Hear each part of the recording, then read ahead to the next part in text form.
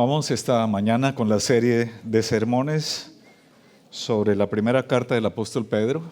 Así que quiero invitarlos a abrir sus Biblias allí, en el capítulo 3. Primera de Pedro, capítulo 3.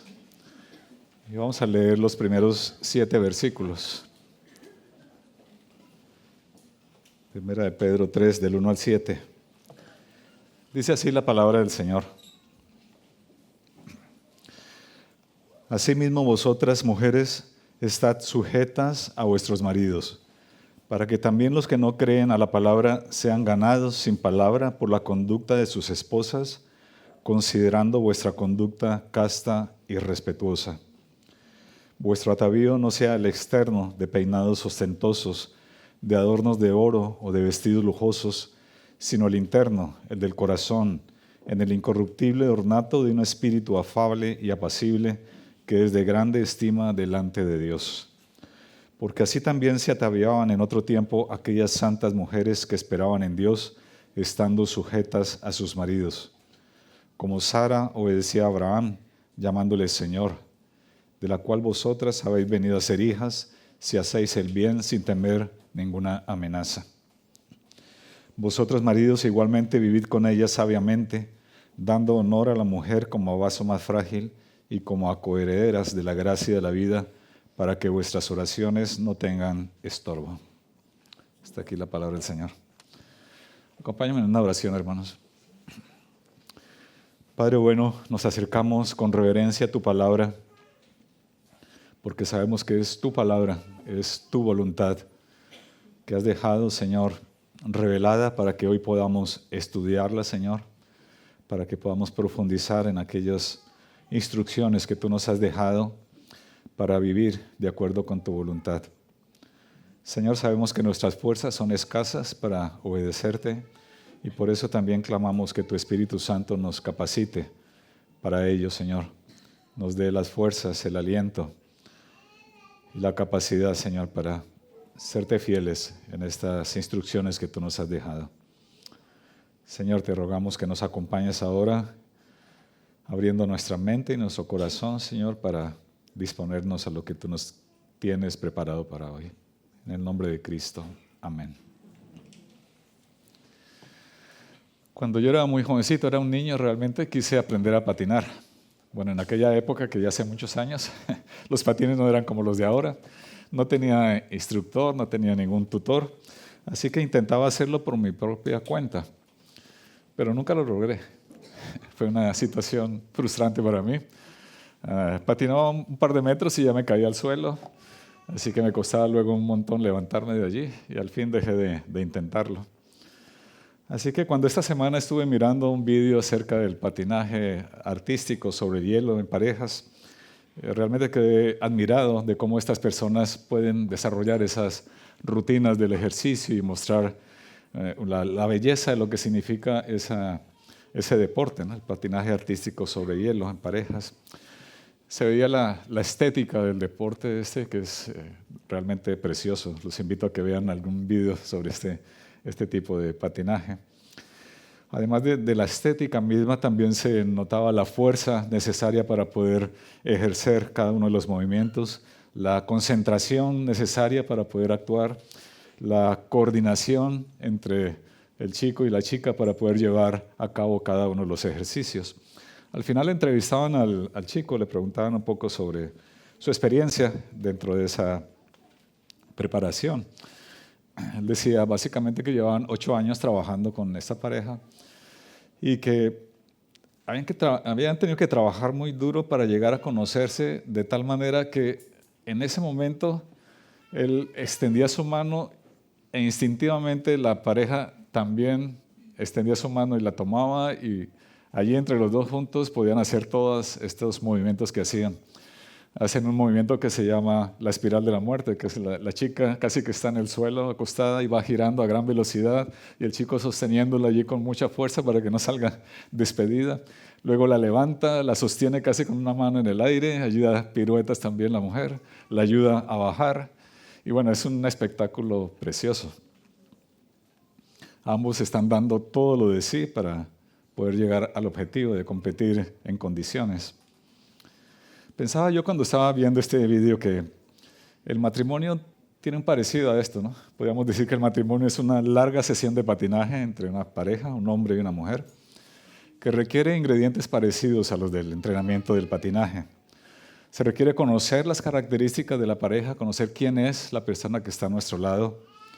Se requiere poner todas nuestras capacidades, todos nuestros talentos al servicio de la otra persona para el bien del matrimonio. Se necesita coordinar de una manera fiable, depender el uno del otro. Se necesita un líder que esté guiando los movimientos y una persona que confíe en ese liderazgo para seguirlos. Así que básicamente contiene estos mismos elementos el matrimonio para que pueda ser como esta expresión del patinaje, para que llegue a ser un matrimonio bello, para que llegue a ser un matrimonio satisfactorio para ambos, para que sobre todo pueda ser un matrimonio ejemplar de cara a aquellos que están viendo de alguna manera la expresión del Evangelio a través de un matrimonio ejemplar. Pero para esto, evidentemente, tanto el marido como la mujer están llamados a seguir las instrucciones del Señor. En el matrimonio sí que tenemos un tutor, sí que tenemos a alguien que nos enseña, que es el Señor, y nos ha dejado su palabra para poder seguir adelante con esas instrucciones, que hoy las podemos resumir en dos grandes bloques, digámoslo así, de instrucciones. Podemos resumirla en el concepto del sometimiento y en el concepto de la sabiduría. De eso trata básicamente el texto que acabamos de leer. También es para todos, no solamente para las parejas casadas. Vamos a estar viendo a lo largo de la exposición que también tiene que ver con aquellos que no son casados, pero que aspiran a hacerlo. El día de mañana con aquellos que ya han estado casados y necesitan conocer esas instrucciones para poder aconsejar a otros de la misma manera. Podemos resumir el contenido de este pasaje en una sola frase. La conducta del cónyuge cristiano es más elocuente que las palabras para comunicar el poder transformador del Evangelio. Se queden con esa frase que es clave para entender el sermón. La conducta del cristiano es más elocuente que las palabras para comunicar el poder transformador del Evangelio. Vamos entonces con la primera parte, la sumisión de la esposa cristiana. Lo encontramos en los primeros 6 versículos, pero vamos por partes. Leamos primero los 2 primeros. Asimismo, vosotras mujeres, estad sujetas a vuestros maridos, para que también los que no creen a la palabra sean ganados sin palabra por la conducta de sus esposas, considerando vuestra conducta casta y respetuosa. Comienza fuerte, ¿verdad? Aquí realmente comienza con esa palabra asimismo, porque está dando continuidad a un tema que ya ha venido tratando en los versículos anteriores, en el pasaje anterior, que es el tema central de esta porción de Primera de Pedro, es la sumisión. Ha hablado de la sumisión a las autoridades, ha hablado de la sumisión al jefe en el trabajo, y es como si Pedro estuviese trazando una serie de círculos concéntricos hablando de la sumisión. Evidentemente nuestra gran dependencia es el Señor, quien es el que gobierna todos los asuntos, es el gran paraguas de la sumisión, y luego va estrechando esos círculos, primero con la autoridad civil, luego con la autoridad en el trabajo, ahora con la autoridad o la sumisión a nivel de matrimonio, y más adelante en la siguiente sección va a hablar de la sumisión como miembros de la Iglesia del Señor. Siempre como eje de la sumisión el ejemplo de nuestro Señor Jesucristo, quien lo dio todo y se sometió a una vida aquí en la tierra con todo lo que ello significó para nuestro Salvador. Las instrucciones del apóstol Pedro están apuntando a las esposas cristianas, pero como dije hace un momento, no excluye tampoco a las mujeres que van a ser esposas el día de mañana. Así que chicas, jóvenes, prestad atención a lo que el Señor nos dice. También a las mujeres mayores, a las que han sido casadas, a lo mejor son viudas, a lo mejor ya son abuelas también. Es instrucción para vosotras poder aconsejar a las mujeres jóvenes como manda el Señor. A los chicos para saber en dónde ponen sus ojos, a quién están buscando como esposa. Es decir, tiene que ver con cada uno de nosotros. Así que prestad atención, cualquiera que sea tu condición. Evidentemente, Pedro tiene en cuenta a las mujeres que han sido salvas por el Señor Jesucristo, estando ya casadas. y sus esposos continúan siendo incrédulos. En esa época, una mujer que se hacía cristiana implicaba para ella, o su esposo más bien la consideraba como una persona infiel, infiel a él mismo, infiel a su religión. Y esa condición la llevaba a tener grandes tensiones al interior del matrimonio, al interior del hogar.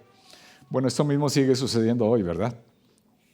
Así que si es tu caso, querida hermana, me acerco a este tema con mucho respeto por ti, pidiendo al Señor que te dé esperanza, que te consuele y que puedas tú aferrarte a su mano.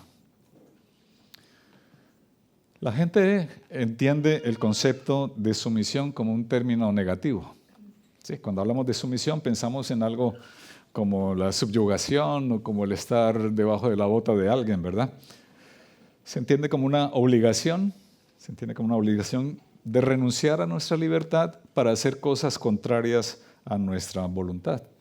Ese es básicamente el concepto que la gente tiene de sumisión. A lo mejor tú estás pensando igual esta mañana que someterse es eso, es estar subyugada al marido, renunciar a todas las libertades y hacer cosas que no quieres hacer, que no están en tu voluntad. Pero la sumisión bíblica es otra cosa, queridos hermanos. La palabra griega que se ha traducido como sumisión significa disponerse uno mismo bajo la autoridad de alguien, subordinarse de manera voluntaria, de manera reflexiva para obedecer a alguien que lo está guiando. En ese sentido, nuestro Señor Jesús fue ejemplo para nosotros. Él se sometió al Padre, vino a este mundo en obediencia a su Padre para cumplir perfectamente su voluntad, pero además se sometió a sus propios padres terrenales, los obedeció. O sea que Él nos está dando ejemplo a nosotros de lo que significa someterse. La sumisión es un elemento clave, y quizás más que clave es un elemento determinante, un elemento imprescindible para nuestro crecimiento en santidad, si tú eres creyente. Porque es la respuesta que el Señor está esperando de alguien, en este caso de una esposa que ha sido salvada y comprada a precio de sangre, de la sangre de su Hijo. Es, por otra parte, el arma más importante en tu lucha contra el pecado, contra ese pecado remanente en el corazón, que lo podemos definir en esas tres grandes cosas con las que batallamos. Es el arma importante para luchar contra el orgullo, porque someterse significa renunciar al orgullo. Se necesita vivir en humildad. Contra el egoísmo, dejar de pensar que somos el centro del universo y que todo tiene que girar en torno a nuestro. Y contra la rebeldía, contra esa preocupación que tenemos de no someternos a ninguna autoridad. Así que sí, el sometimiento tiene que ver también con nuestra propia batalla en el corazón contra esas actitudes que todavía están allí ancladas en nuestra alma. También el texto bíblico nos ha estado enseñando que es una herramienta poderosa para evangelizar, en este caso a tu marido, a tu esposo. El texto entonces dice a las mujeres: estad sujetas a vuestros maridos. Sujetarse a su marido, no a cualquier hombre, es al marido al que manda la palabra sujetarse. Además está la palabra su, y realmente en el original no dice marido sino hombre. Sujétate a tu hombre, dándole un sentido, una connotación de pertenencia, es tuyo, y por eso te sujetas a él. Vamos a definir la sujeción al marido de la siguiente manera.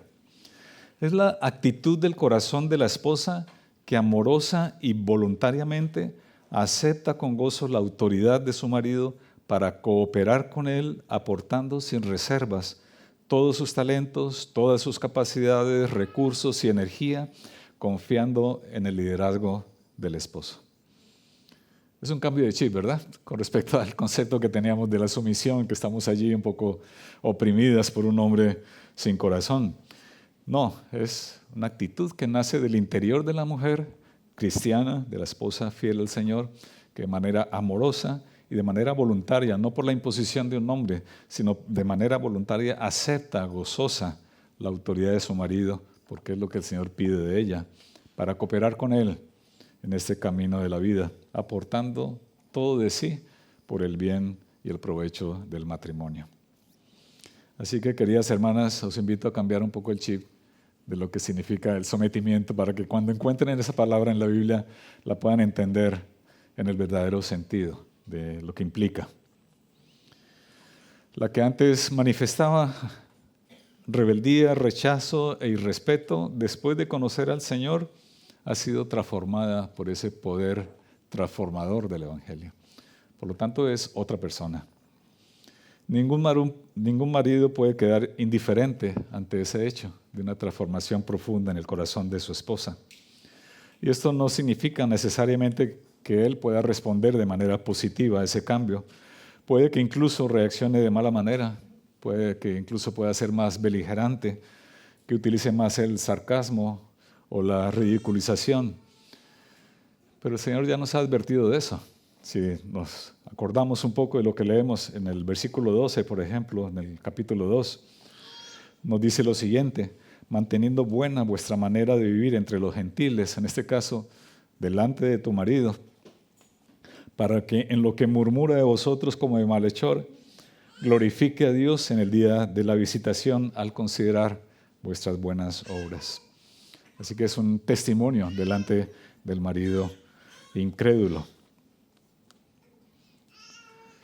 Hay una anécdota que contaba nuestro hermano Charles Spurgeon.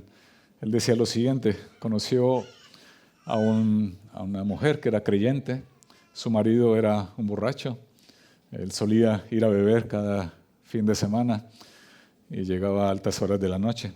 Y cuenta que una madrugada llegó él, después de que cerraron el bar donde estaba bebiendo copas con sus amigos, e invitó a sus amigos a casa, les dijo: vamos a casa porque mi mujer nos va a preparar un rico desayuno. Así que todos siguieron al marido borracho, llegaron a casa muy de madrugada. El marido levanta a la mujer y le pide que prepare el desayuno para todos sus amiguetes que venían. Ella se levantó, no se quejó, fue y preparó un delicioso desayuno con alegría. Y uno de los invitados ahí, de los amigos del marido, se acercó a ella y le preguntó: ¿cómo es posible que reacciones de esta manera como lo estás haciendo cuando tu marido te está tratando como te trata? La respuesta de esta mujer fue la siguiente: llevo años orando por mi marido. Yo sé y estoy convencida de que soy salva y un día estaré en el cielo gozando eternamente de la felicidad al lado de mi Salvador.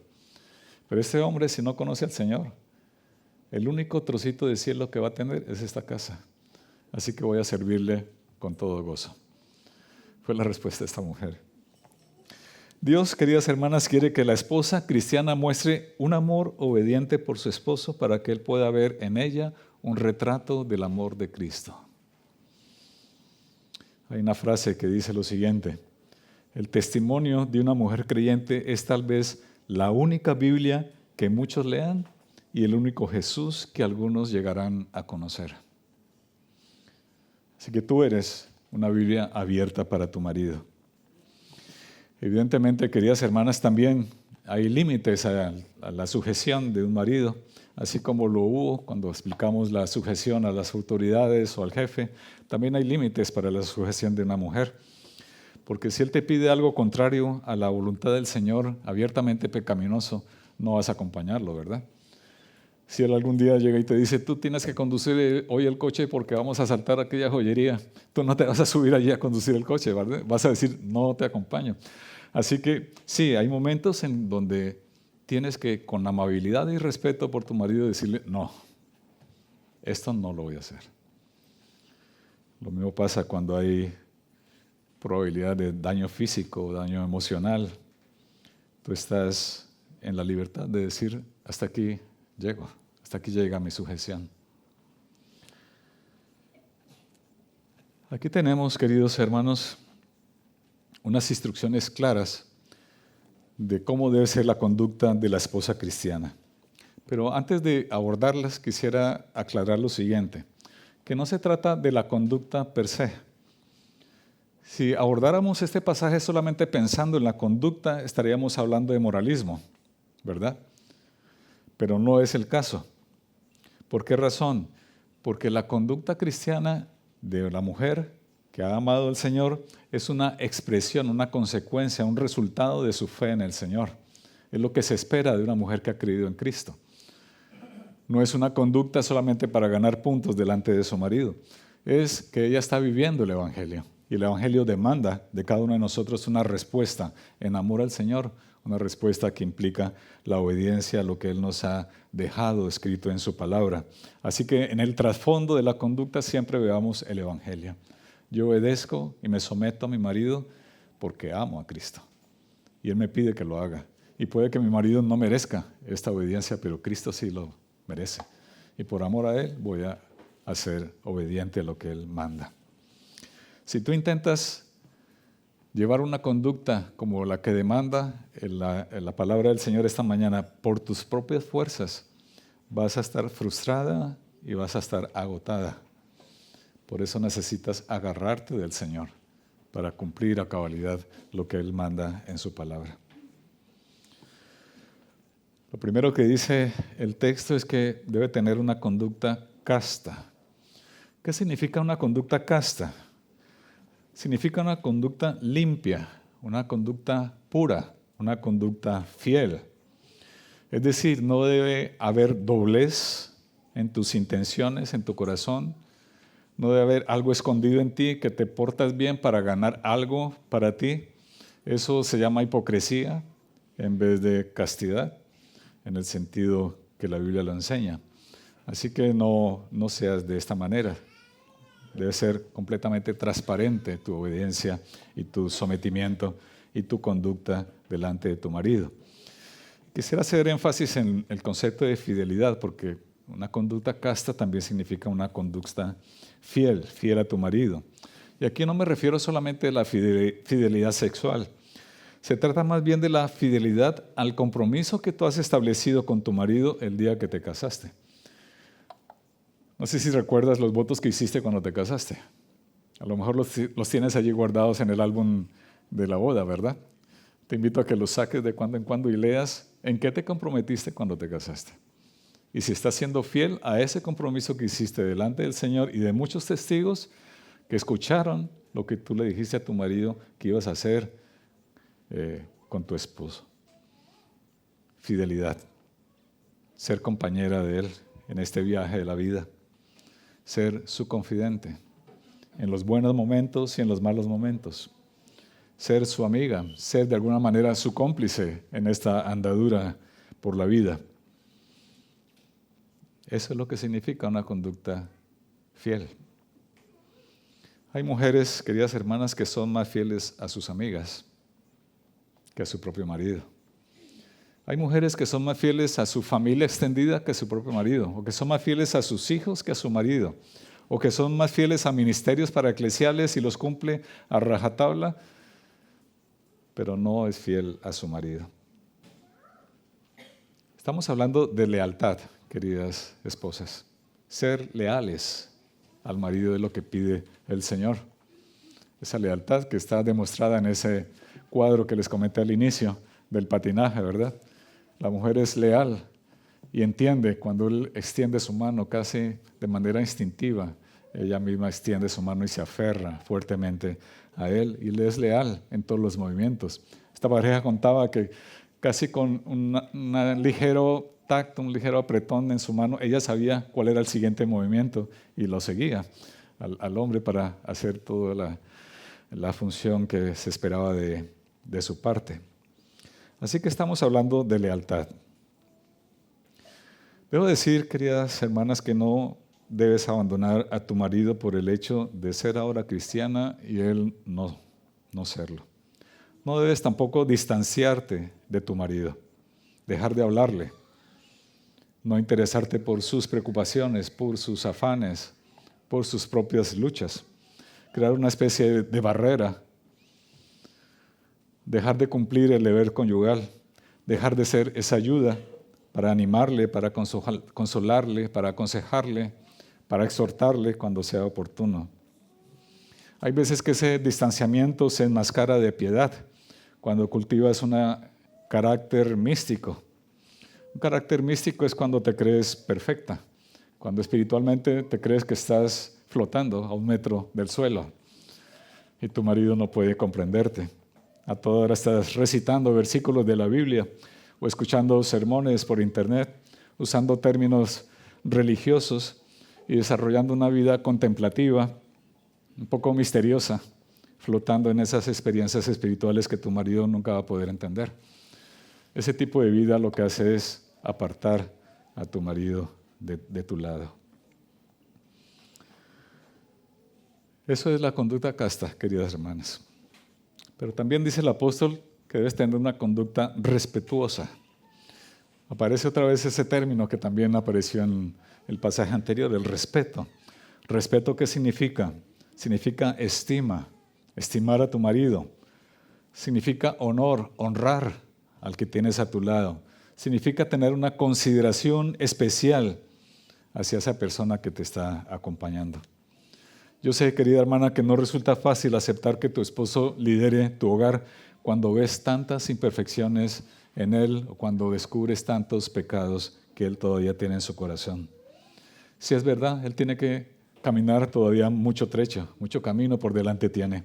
Pero tú como esposa estás llamada a ayudarle a recorrer ese camino. Y tu respeto por él va a marcar una gran diferencia de cómo andar ese camino. Porque cuando tú respetas a tu marido, lo estás motivando a ser un mejor líder. La pregunta es, ¿cómo respeto a mi marido? Si te estás preguntando eso, déjame darte al menos 5 pautas claras sobre lo que significa respetar al marido. En primer lugar, querida hermana, escucha a tu marido, por favor. Si él habla una palabra, evita tú hablar 10. Tu marido habla poco, ¿verdad? Pues cuando hable, detente un poco y escúchalo. No lo interrumpas. Si él comienza a hablar, no lo cortes. Deja que él exprese sus ideas. No le sermonees continuamente. No seas cantaletosa con él. No utilices la Biblia como una especie de arma, ¿no? Sí es verdad que la Biblia es la espada de 2 filos, pero no para quitarle la cabeza a tu marido. Así que escúchalo, querida hermana. Segunda pauta, no le critiques delante de otras personas, delante de tus hijos, delante de tus amigas, delante de hermanos de la iglesia. No hables mal de tu marido. Si tienes algún reproche hacia él, espera un momento y hazlo directamente con él. No hables mal porque no solamente vas a hacer quedar mal a tu marido, sino tú misma vas a quedar mal delante de las personas con las que hables mal de él. En tercer lugar, después de tomar una decisión, no hagas lo contrario de la decisión. Sí, tú debes razonar con él, dejarle ver tu perspectiva con respecto a alguna decisión, pero aún si no lo persuades, tú lo que tienes que hacer es sumarte a la decisión y no poner palos en la rueda, a no ser que sea una decisión pecaminosa. En cuarto lugar, si él se equivoca, no lo eches en cara ni lo recrimines. Ya él se ha dado cuenta que se ha equivocado y está avergonzado de la decisión que tomó. No hace falta que tú vengas a darle más garrote encima. No se lo reproches. Acércate a él, consuélale, anímale, que hay solución a todas las cosas en esta vida, con la ayuda del Señor. Y en quinto lugar, no lo compares. Queridas hermanas, una gran falta de respeto implica esa comparación con otros hombres. Él se va a sentir muy respetado por ti. Si tú practicas algunas de estas cosas de manera negativa, es bueno pedir perdón al Señor, corregir esas conductas para que Él se pueda sentir respetado, porque ese es el énfasis que hace la palabra con respecto a la mujer. Respeta a tu marido. Es lo que dice también en el texto que leímos paralelo en Efesios 5. Pedro ha estado abordando las 2 estrategias más habituales que utiliza la mujer para lograr sus propósitos. En primer lugar, las palabras. Pedro dice, en vez de palabras, tu conducta casta y respetuosa. ¿Recuerdas a Dalila? Un ejemplo solamente para mencionar. Dice el texto allí en Jueces 16 lo siguiente. Ella le dijo a Sansón lo siguiente. ¿Cómo dices, yo te amo cuando tu corazón no está conmigo? Ya me has engañado 3 veces y no me has descubierto aún en qué consiste tu gran fuerza. Y aconteció que presionándole ella cada día con sus palabras, e importunándole, su alma fue reducida a mortal angustia. En otra traducción dice, lo hizo sentir harto de la vida. ¿Verdad que tú no quieres hacer eso con tu marido? ¿Verdad que sí se está harto de la vida por tu machacadera con tus palabras? Así que en vez de palabras, hermanas, conducta casta y respetuosa. Y la segunda estrategia que suele utilizar la mujer es su atractivo físico, por eso se arregla. Y yo no digo que arreglarse esté mal, pero intentar sacar buen partido a partir de su belleza exterior es un error. El texto lo que nos está diciendo esta mañana es que en lugar de la belleza exterior, muestra tu belleza interior, la belleza de tu corazón. Y eso es lo que dice los versículos 3 y 4. Vuestro atavío, dice el texto, no sea el externo, de peinados ostentosos, de adornos de oro o de vestidos lujosos, sino el interno, el del corazón, en el incorruptible ornato de un espíritu afable y apacible, que es de grande estima delante del Señor. Así que la siguiente instrucción que da el apóstol a la mujer es cultivar un espíritu afable. ¿Qué es un espíritu afable? Un espíritu afable es un espíritu agradable, un espíritu dulce, un espíritu suave, tanto en la forma de hablar como en la forma de tratar con tu esposo. De alguna manera, el apóstol Pedro está abordando el concepto de la femineidad bíblica, que es un concepto muy contrario a la conducta que se predica hoy a partir de la ideología feminista. Feminidad bíblica es muy diferente al feminismo. Son dos cosas básicamente opuestas. El feminismo, ¿qué es lo que predica hoy día? Exalta la imposición en vez de la sujeción. La dureza del trato, tengo que portarme igual que mi marido, con la misma dureza, con la misma firmeza, en vez de la sujeción. Una total independencia en vez de depender de él. Una competitividad llevada al extremo en vez de una cooperación con tu marido. Eso es lo que predica el feminismo. Es una ideología francamente, completamente contraria a la palabra del Señor. Queridas hermanas, no os dejéis llevar por el feminismo. Esto es contrario a la voluntad del Señor. Acude a la Biblia. Ella nos enseña realmente cómo es el carácter de una mujer piadosa, de una mujer que es mujer de verdad. Luego dice también que debe cultivar un espíritu apacible. ¿Qué es un espíritu apacible? Un espíritu apacible es un espíritu manso, un espíritu tranquilo, un espíritu que busca la paz, un espíritu pacífico. Es verdad que el mundo confunde un carácter apacible con un carácter débil y vulnerable. Y esto es un grave error. Grandes mujeres de la Biblia mostraron su serenidad, su tranquilidad, su templanza, esa mansedumbre que es un distintivo del creyente realmente. Allí nos acordamos de ejemplos como el de Ruth, la moabita, o como el de Ana, la madre de Samuel. Allí cuando Penina la estaba reprochando, insultando, agraviando, ella guardó su silencio y más bien fue a los atrios del Señor a derramar su corazón delante de Dios en oración. Eso es lo que pide el Señor a la mujer, un espíritu apacible, manso, tranquilo. Lo contrario a esta virtud de la tranquilidad, de la mansedumbre, de ser pacífico, es lo que nos habla Proverbios, cuando dice lo siguiente: gotera continua en tiempo de lluvia y la mujer rencillosa son semejantes. Pretender contenerla es como refrenar el viento o sujetar el aceite en la mano derecha. Querida hermana, ningún hombre vive a gusto con una mujer rencillosa, con una mujer que está dispuesta a pelear en todo momento, en vez de ser mansa, con una mujer que siempre discute todas las cosas en vez de ser una mujer tranquila, con una mujer alborotadora en vez de ser una mujer pacífica. Ningún hombre vive a gusto con una mujer rencillosa. Así que cultiva en tu corazón ese espíritu apacible, ese espíritu manso, tranquilo, pacífico. Dice el texto bíblico que este es el mejor adorno de la mujer, un espíritu afable y apacible.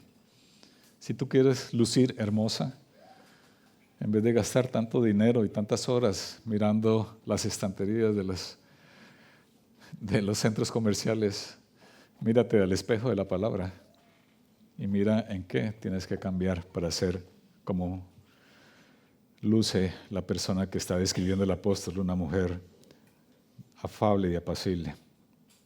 No los peinados ostentosos, las joyas o los vestidos caros. Y esto no quiere decir que está prohibido arreglarse. Sí, es importante arreglarse, es bueno hacerlo.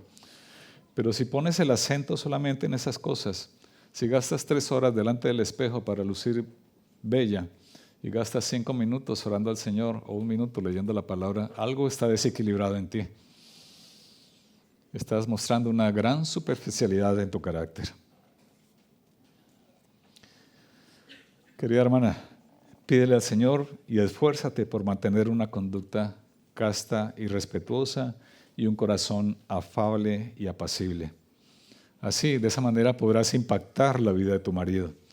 De esa manera podrás ser realmente un instrumento de Dios para atraerlo al Evangelio de salvación si es un incrédulo o para ayudarle a ser ese líder bíblico que tanto anhelas. Cultiva esas condiciones. Luego agrega el apóstol allí en los versículos 5 y 6, porque así también se ataviaron en otro tiempo aquellas santas mujeres que esperaban en Dios, estando sujetas a sus maridos, como Sara obedecía a Abraham, llamándole Señor, de la cual vosotras habéis venido a ser hijas, si hacéis el bien sin temer ninguna amenaza. Aquí hay 2 ideas que transmite el apóstol con estas palabras. En primer lugar, llama a las mujeres cristianas hijas de Sara. De alguna manera está estableciendo un paralelismo con los hijos de Abraham. ¿Quiénes son los hijos de Abraham? Los verdaderos hijos, los cristianos, ¿verdad? Pues Pedro está diciendo, tú eres creyente, tú eres cristiana, tú eres parte del pueblo de Dios, eres redimida por la obra de Cristo en la cruz. Él ha vertido su sangre para salvarte, eres valiosa para el Señor. Él te quiere cuidar como a la niña de su ojo. Es un gran privilegio, querida hermana, ser cristiana y pertenecer al pueblo del Señor. Así que considérate hija de Sara y actúa como ella. En segundo lugar, la idea que transmite es que en esta instrucción es estar sujeta a tu marido, pero no intimidada por él. Por tanto, la sujeción excluye la presión a pecar. Si tu marido te presiona a pecar, no debes obedecer, debes estar dispuesta a decir no, como dije hace un rato, porque debes obedecer al Señor antes que a los hombres. Bueno, queridas esposas, queridas mujeres, ¿podéis descansar ahora? Vamos con los hombres.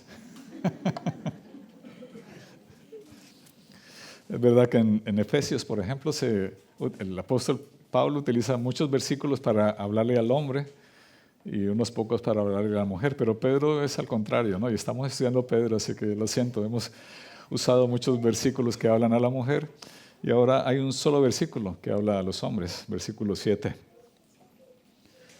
Dice lo siguiente: vosotros, maridos, igualmente vivid con ellas sabiamente, dando honor a la mujer como a vaso más frágil y como a coherederas de la gracia de la vida, para que vuestras oraciones no tengan estorbo. Encontramos aquí 4 frases. Este párrafo completo son 4 frases, cada una con sus ideas importantes. La primera dice, vosotros maridos igualmente vivid con ellas sabiamente. La primera instrucción para los hombres, vivir con ellas sabiamente. Y comienza con la palabra igualmente. ¿Qué nos quiere decir a los hombres el apóstol Pedro? Nos quiere decir que nosotros como maridos cristianos también tenemos grandes obligaciones con nuestra esposa, sea ella creyente o no lo sea. Igualmente nosotros tenemos obligaciones con ellas. Y vamos a desgranar cuáles son esas obligaciones. En primer lugar dice vivir con ellas.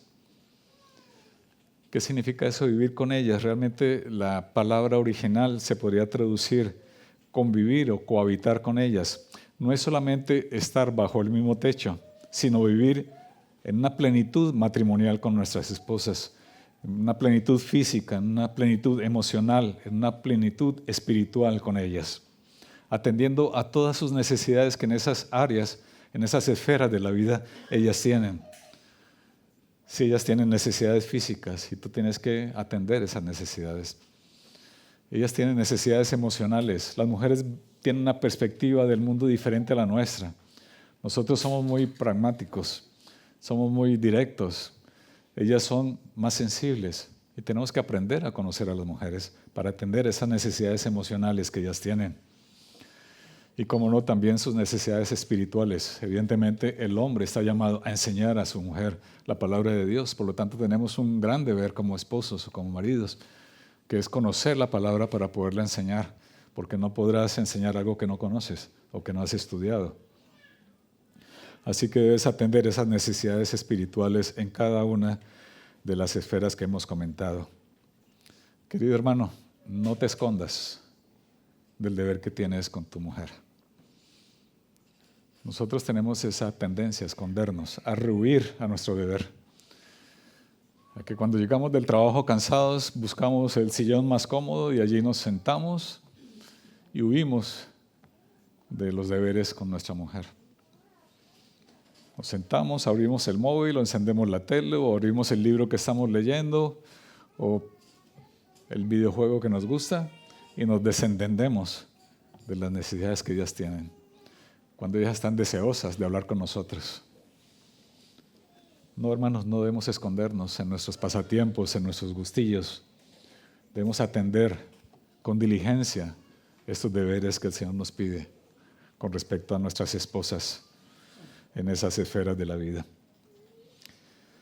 Pero nos dice que debemos vivir con ellas sabiamente, dice esta misma frase. Esta palabra sabiamente se puede traducir mejor como según el conocimiento, o textualmente se debería traducir así, según el conocimiento. Vivir con ella según conocimiento o según la comprensión que tengamos de ella. Así que no se trata de una sabiduría como una iluminación sobrenatural que venga a nuestro corazón, sino tiene que ver con nuestro interés, nuestra intención de conocer a nuestra esposa, de comprender esas necesidades que ella tiene y, conociendo las necesidades que ella tiene, proveerle el liderazgo que ella necesita.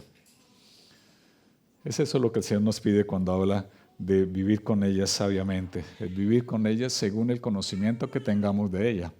Eso es una gran tarea que nosotros tenemos como esposos, conocer a nuestra mujer. Entonces sabemos que conocer a la mujer es bastante trabajoso, ¿verdad? Hay que aplicarnos, hay que dedicarnos. Así que hay que hacerlo, queridos hermanos, para entonces poderle proveer el liderazgo que ella necesita. Un liderazgo que implica protección, un liderazgo que implica comprensión, un liderazgo que implica guía.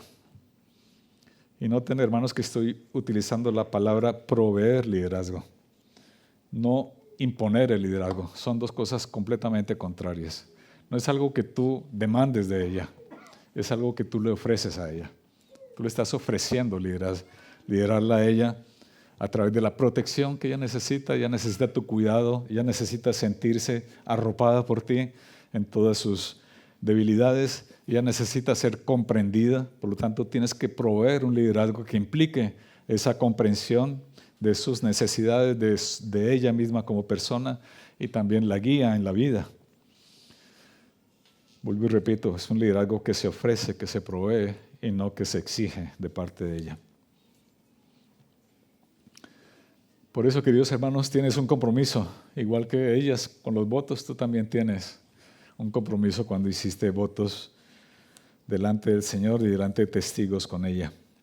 Necesitas escucharla, necesitas hablar con ella, necesitas igualmente sentarte delante y mirarla a los ojos y escuchar qué es lo que quiere decir, preocuparte por sus preocupaciones, reír con su alegría, llorar con sus lágrimas. Tú necesitas aportar eso a tu esposa. Como el ejemplo que puse del patinaje, tú necesitas proveer esa guía que ella necesita para mover los dos, el matrimonio en la línea que tú vayas marcando según la palabra del Señor. La segunda frase que dice en este versículo, dando honor a la mujer como vaso más frágil. Otra vez aparece esta palabra de honor. Honor es esa consideración, ese respeto por la dignidad de ser ella quien es. Querido hermano, ella es carne de tu carne. Ella es hueso de tus huesos. No es cualquier persona, es ella, tu mujer, la que te complementa, la que Dios te ha dado para ayudarte en el camino de la vida. Por eso tienes que tratarla bien, dándole ese honor que ella merece. Y el texto es claro cuando dice, como a vaso más frágil. Quizás aquí la tentación para nosotros puede ser el de intentar descubrir en qué sentido la mujer es más frágil. Pero creo que perderíamos un poco el énfasis de la frase, que no apunta a eso, sino más bien está apuntando aquí a que el marido debe entender, honrar, valorar y tratar a su mujer con tal cuidado y atención por ella como lo harías con un vaso fino, con un vaso frágil. Estuve haciendo un ejercicio buscando por internet cuánto vale un vaso de IKEA. Yo creo que todos tenemos algún vaso de IKEA, ¿no? De aquellos que tienen 3 o 4 milímetros de grueso. Son vasos ordinarios, cuestan 80, 90 céntimos en IKEA. A esos vasos tú los lavas sin mucha precaución. Si se rompe, pues no pasa nada. Son 80 céntimos. Pero también busqué cuánto vale un vaso de cristal de Baccarat, cristal fino. Un solo vaso de cristal de Baccarat vale 200 euros. Así que comparemos, ¿no? Es solamente una metáfora, no quiere decir ni mucho menos algo de dinero. Básicamente lo que quiero explicar, queridos hermanos, es que tu esposa es muy valiosa para ti. Por esa razón, porque es tan valiosa para ti, debes tratarla bien. Debes tratarla con mimo, con mucho cuidado. Así como tú no coges un vaso de Baccarat y los lavas así de rapidez, igualmente debes tratar a esta mujer que el Señor te ha dado con un vaso fino. Ese trato áspero, esas palabras a veces bruscas que decimos a nuestras esposas, esas respuestas cortantes o ese silencio que a veces tenemos con ellas, les hace mucho daño a nuestras mujeres. Así que, querido hermano, trata a tu esposa como un vaso frágil, realmente fino, valioso para ti. La tercera frase dice lo siguiente: como a coherederas de la gracia de la vida. Esa es la siguiente frase, coherederas de la gracia de la vida. Algunos comentaristas interpretan esta frase como coherederas de la salvación. Y es verdad que la mujer, como nosotros, tenemos exactamente el mismo valor delante del Señor en cuanto a la salvación. Ya no hay judío ni griego, dice el Señor, es decir, no hay diferencia de razas. Ya no hay esclavo ni libre, no hay diferencias de tipo social. No hay varón ni mujer, no hay diferencias entre los sexos, porque todos somos uno en Cristo Jesús. Es decir, estamos al mismo nivel en cuanto al valor delante del Señor en la salvación. No obstante, esa interpretación nos estaría orientando a que la instrucción que está dando Pedro al hombre se refiere solamente a hombres cuyas esposas son creyentes también, ¿verdad? Porque sería la gracia de la vida y la salvación. Pero eso implicaría una especie de desequilibrio entre las dos instrucciones, la instrucción a la mujer y la instrucción a los hombres, porque a la mujer le dice también con respecto a sus maridos incrédulos, ¿verdad? Así que una interpretación un poco más equilibrada con respecto a este concepto de la gracia de la vida es esta. Es el don de la vida, es decir, el gran privilegio dado por el Señor de que un hombre y una mujer unidos en matrimonio puedan dar vida a otro ser humano.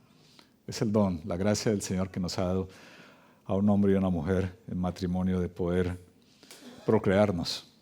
En otras palabras, el marido cristiano debe valorar el gran privilegio de poder ser padre y de que su esposa sea la madre de sus hijos. Esa es una poderosa razón, querido hermano, para honrar de manera especial a tu mujer de una manera única, porque para él no hay ninguna otra mujer en este mundo que ostente esa posición de ser la madre de tus hijos.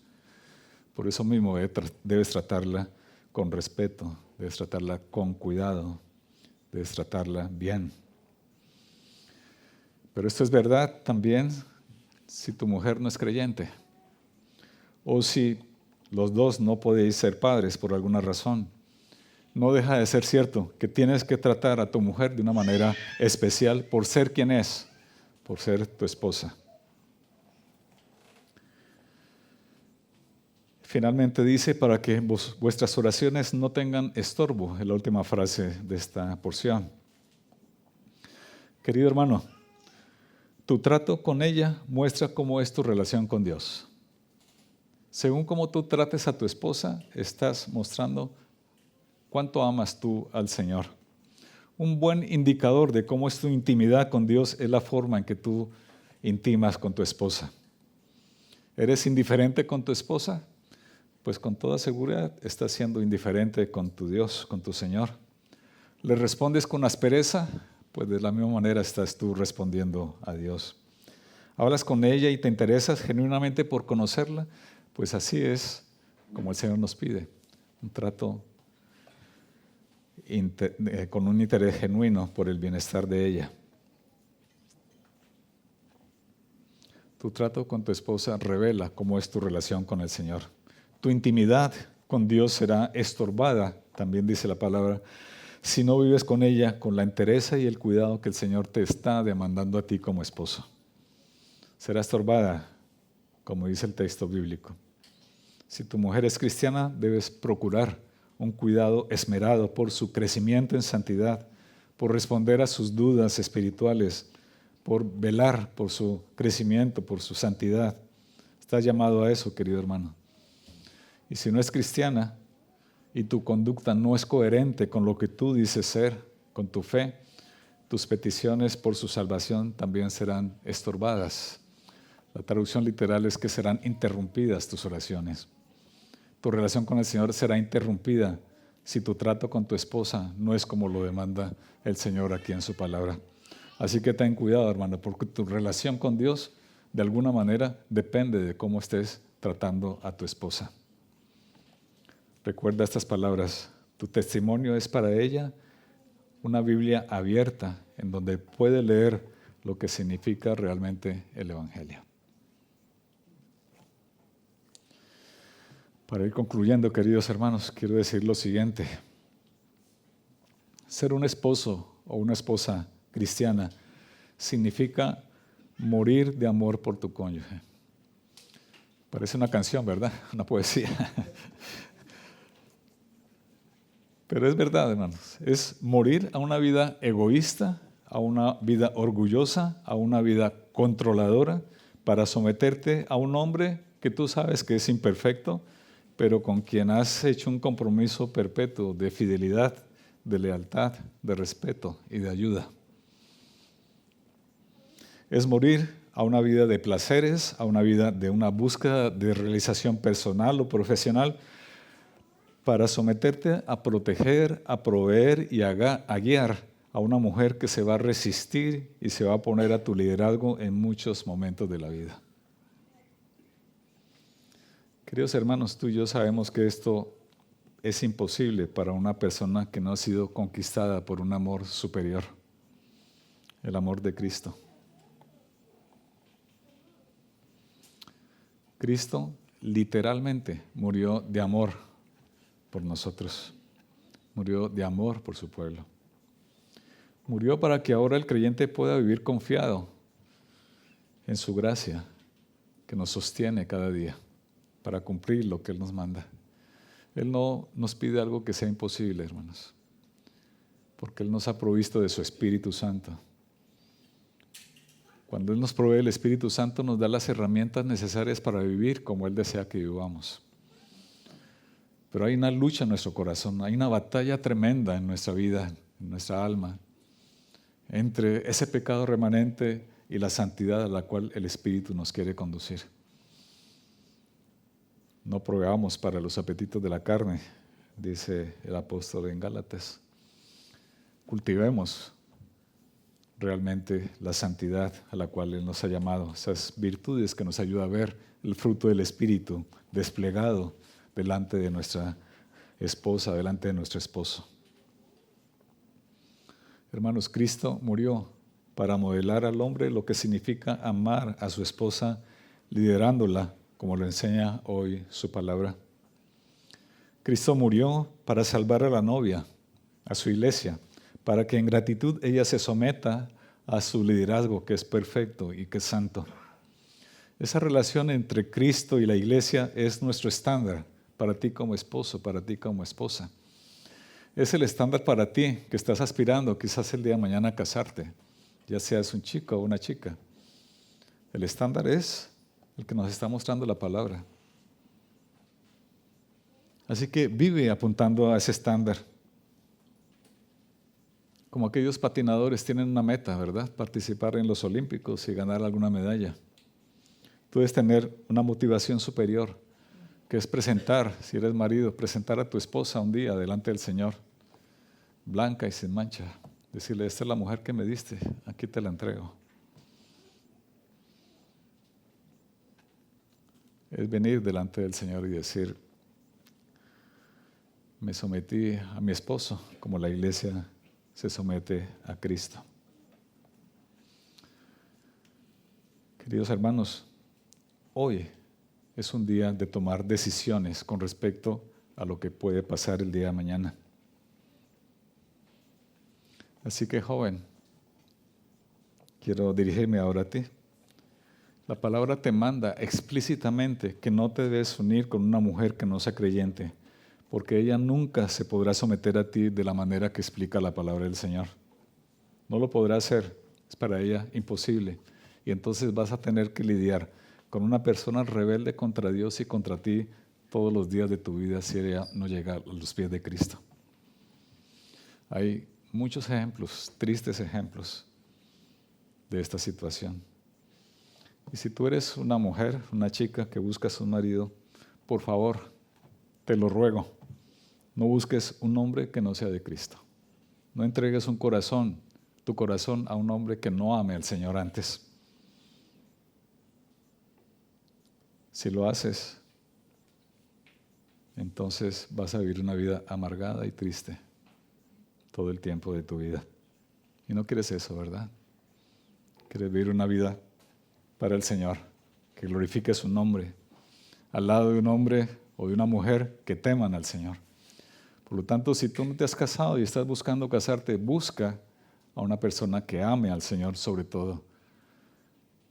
Y toma esa decisión hoy, antes de que tu corazón sea derretido por una persona impía y caigas en sus brazos.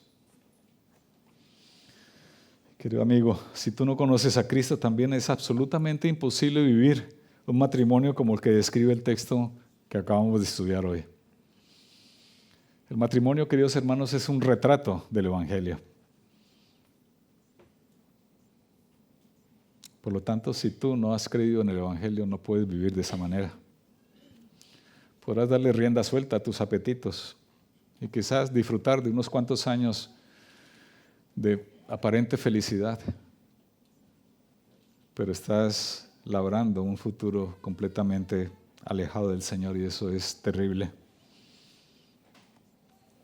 En el mejor de los casos, si tu cónyuge es creyente o llega a ser creyente, podrás beneficiarte de la entrega de esa persona a Cristo y recibir de alguna manera el reflejo de la gracia de Dios por la forma en que él o ella viven para la gloria de su Salvador. Pero tú mismo nunca podrás experimentar ni comprender en primera persona cómo puede llegar esa persona a vivir como el Señor lo manda. Y por esa razón serás aún más culpable delante del Señor cuando te presentes ante Él al haber menospreciado el valor del Evangelio que tu cónyuge cristiano te ha podido predicar por su conducta, por su vida. Así que es hora también de venir a los pies del Señor. Hermano, toma cuenta de esta instrucción que el Señor nos da esta mañana para vivir como Él pide que vivamos. La palabra del Señor es una garantía para nuestra verdadera felicidad. No te fíes de tu propio corazón porque el corazón es engañoso. Fíate de todo corazón en la palabra del Señor, porque ella sí te conducirá por el camino correcto. Amén. Oremos al Señor, hermanos.